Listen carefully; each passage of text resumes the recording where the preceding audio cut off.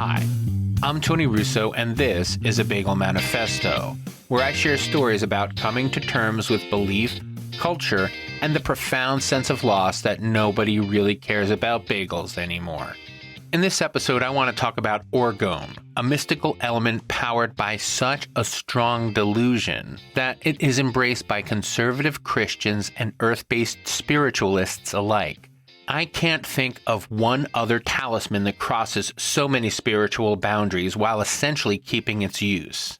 It features pretty heavily in my book, Dragged into the Light, and whenever I speak with a book club or if a reader reaches out to me, many, if not most of the questions have to do with why people believe in Orgone so desperately. The short answer is that they don't feel like they have any other choice, but I want to throw some whats at you before I get into the whys of Orgone. The odds are that you have seen some version of it.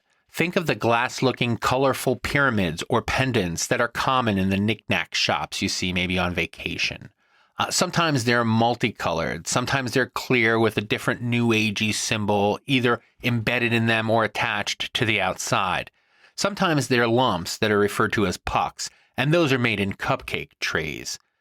Google it if you have the time to kill, but I gotta warn you, you're going to spend a lot more time shopping for Orgone than you ever had planned, and you might end up buying some. Lots of people do. I was one of them. So what is it? Orgone is supposedly a kind of energy. The pyramids and the other objects are vessels that capture and transmit this energy. Some people think of it as kind of a filter that turns negative energy like radio and cell phone waves into positive energy. Others think of it more as a beacon that amplifies positive energy to deflect or at least offset negative energy. Of course, since it is made up, Orgone power can be whatever you want it to be. That is easily the most important and attractive thing about it. Orgone energy was popularized by Wilhelm Reich. He was a doctor of psychiatry turned madman or thief, depending upon your perspective. He claimed to have discovered it as part of his inquiry into sexual repression. Now, that is at least partially true. Reich worked at Sigmund Freud's ambulatorium, and his insights into the relationship between sexual repression and psychosis endure to this day. But his passion for curing sexual repression either made him a little nuts or hamstrung his abilities to be a scientist. The shortest version possible is that Reich claimed that when people have orgasms, they experience pure Orgone energy. They're like tapping into it. And he claimed to be able to harness this power using metal and crystals in a specially made box that he called an Orgone accumulator. The idea was to create a greenhouse effect for Orgone energy. For context, this was all going on in the early 20th century. Atomic energy and the expanding periodic table were introducing a formerly invisible world to science as well as to the general public, and it captured people's imaginations. Reich reportedly met with Einstein about his theories, but one of Einstein's research assistants debunked the Orgone accumulator without much effort. Rather than accept that he might be wrong, Reich decided that science hadn't yet developed the tools necessary to measure Orgone energy.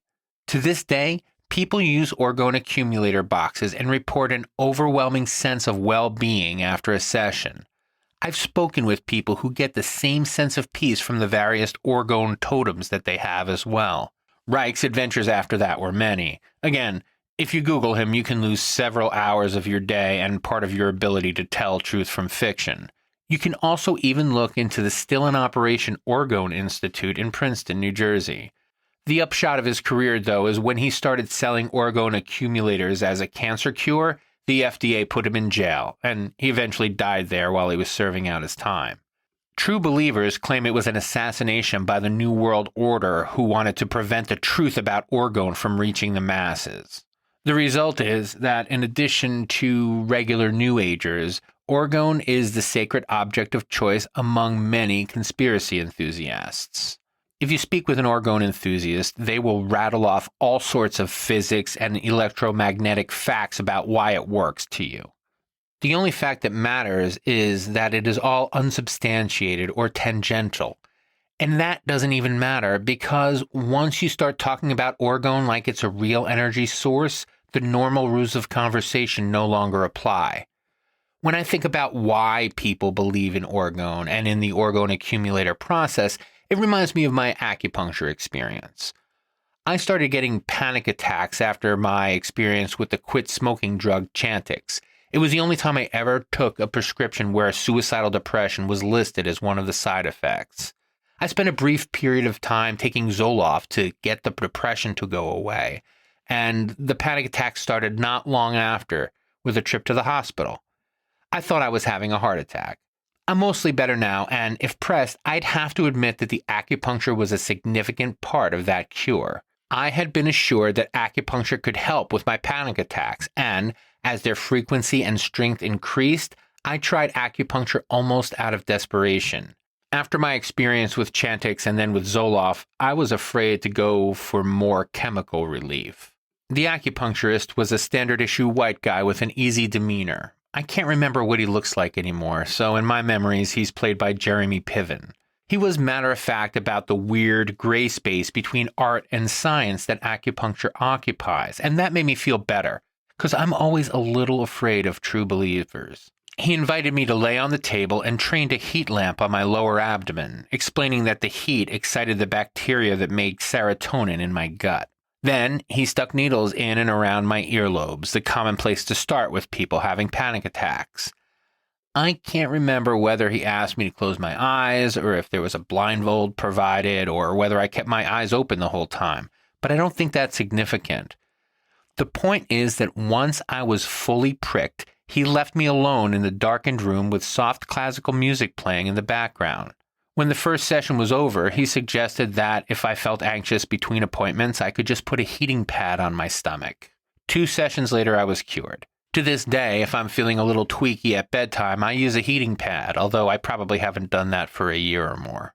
What occurred to me after, though, was that if I had laid in a darkened room listening to classical music for half an hour under a warm light with one of those pointy birthday hats on my head, I still likely would have had the same effect.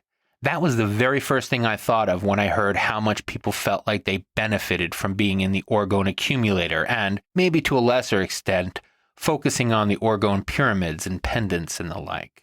I don't think of it as a placebo effect as much as I consider it the effect of an accidental meditation. If you can quiet your mind for long enough, you're always going to feel better. What's critical to remember is that there's nothing about the orgone that makes this happen. And here's where it gets a little dicey. I know that people listening believe in the power of crystals and even in the power of orgone specifically. I know that lots of people believe in the power of acupuncture. And I don't want to begrudge them that, but I'm also beginning to suffer from belief indulgence fatigue. I mean, orgone is demonstrably made up. There is no anecdotal evidence that can overcome the fact that it was invented by the kind of person who is willing to sell false hope to the terminally ill. We gotta let that sink in for a second, because this isn't a difference of opinion. Orgone will not cure cancer, but its inventor would rather let people die than admit that he was wrong. And even though orgone will not cure anything, it makes people feel like they have control and protection that doesn't exist. Or I guess you could say that's why it's so good at mitigating those threats. If you use orgone to protect yourself from demons or from 5G waves, it is going to work because demons and 5G rays aren't real threats. But rather than admit that we are too impotent to protect ourselves in a world that is changing so very quickly, we concoct precautions that make us safe. We all have a deep and abiding sense of powerlessness that has only been heightened since the turn of the century. Addressing that powerlessness is complicated and difficult. Pretending that it isn't powerlessness but something bigger and more nefarious is so much easier, and that's what makes it more attractive. And what's the most troubling is this attitude has gone way beyond the fringe and into the mainstream. We're inventing cultural rights that we feel like we have to defend, or parroting complicated pseudoscience and history that we clearly don't have a grip on is often preferable to just accepting that we are frail and ignorant in the face of a shifting culture. I mean, Christ, I've been hiding in my house for 2 years now, because there's literally nothing I can do to make this disease go away or to make other people take it seriously. It is absolutely infuriating precisely because it reminds me how little I matter and how much less my worries and even my life matters to people around me. If the pandemic has done nothing else, it has amplified my sense of my own insignificance. And that is a goddamn tough pill to swallow. So much so that it almost makes sense that people would rather live in denial. What's weird is how long and how enthusiastically many of us embraced a different kind of denial. But centuries of saying it is okay for people to believe whatever they want, regardless of sense or coherence, is finally taking its toll. Today, anyone can occupy a different reality whenever they want, and they can impose it on the rest of us. And really, what better time to do that than in the face of insurmountable evidence that you don't really matter? That's what I think is at the heart of all this destructive and self-destructive behavior from the anti-maskers to the January 6thers.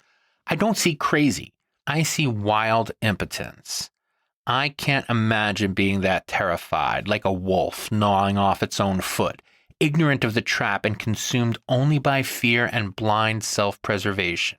I've written recently about seeing vaccine cures among the conspiracy crowd, which brings me full circle back to Orgone. In instances where people had to get vaccinated to keep their jobs, they're turning to pseudo-cures like Orgone or sound and light therapy to filter out whatever bad juju the vaccine contains. You see, Orgone can successfully protect people from all the ill effects of the vaccine in the same way it protects them from the negative energy of cell towers that are beaming all over the place. And that's the really frustrating part. There will always be made-up cures for made-up threats. A big part of this manifesto for me is learning to come to terms with being on the losing side of these cultural decisions. People being not only allowed, but also encouraged to believe whatever they want is one of the toughest ones for me so far. I'll admit that I never liked this idea that people's religious freedom meant they could believe whatever they wanted. So in this case, the hardest thing for me to come to terms with is my surprise that it has spun so far out of control. And given that it has, how difficult it is for me to at least accept it, to at least understand, or to find some purchase where I can say, this makes sense.